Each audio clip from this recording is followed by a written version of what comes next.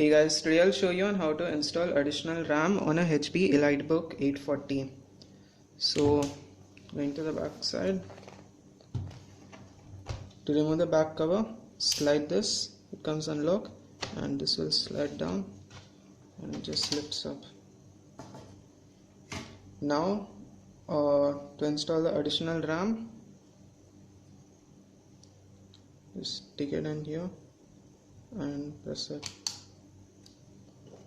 And the additional RAM is installed, and it's done.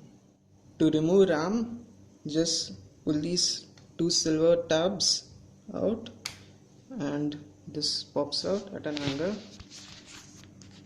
like this, and then it just comes off.